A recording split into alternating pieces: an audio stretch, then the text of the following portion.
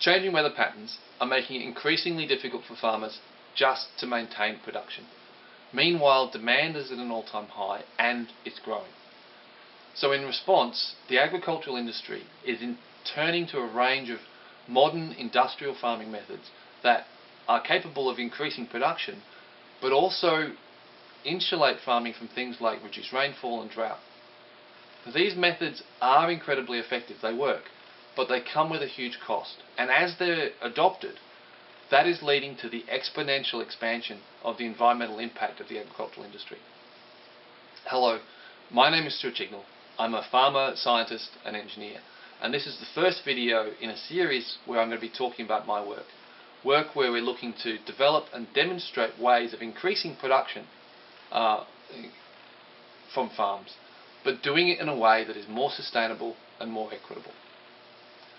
Now, one of the methods of industrial farming that is contributing to that expansion of environmental impacts is the accelerating growth of the greenhouse industry.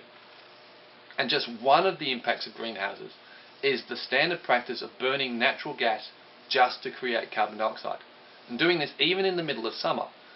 Now obviously in summer it's not for heating, but rather it's just to create more carbon dioxide inside the greenhouse.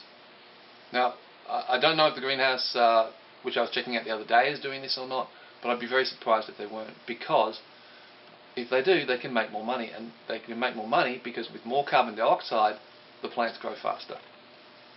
It's quite common for greenhouses to burn so much natural gas that the concentration of carbon dioxide inside the greenhouse is up to 3 times normal atmospheric levels. And that means that greenhouses can be producing an additional 500,000 tonnes of unnecessary carbon dioxide per hectare per year.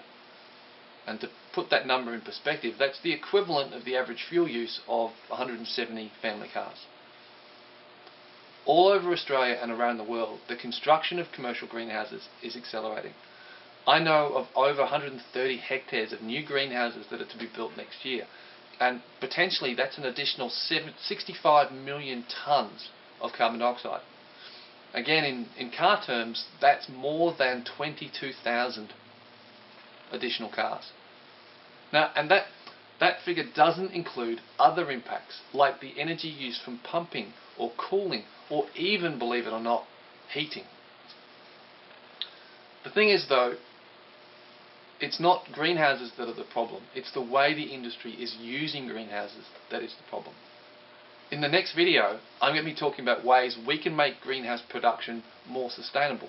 A method where we can still enrich greenhouses with carbon dioxide, but do it in a way that actually reduces the environmental impact of the food that's produced rather than increasing it. We are gathering resources to set up a farm where we can demonstrate ways of producing food that are more productive, but are also more sustainable and more equitable. And one of the ways we're doing that is via Patreon. So you can help by becoming one of our patrons, and your contributions will help in 2 ways. First is that we'll be using all you guys signing up as evidence that people really do want food that's produced more sustainably. And the other way is that we'll be using the money to develop and support and promote my work. For example, I'd love to pay some people to redo this video so it's done more professionally. Get some animations done, some better visuals done to better communicate the impact that greenhouses can have on the environment, but then also better communicate some of the solutions. So please, become a patron, support our work, and remember that sharing and discussing this video is another great way you can help bring about more sustainable and equitable farming. Thanks for listening, and stay tuned for our next video.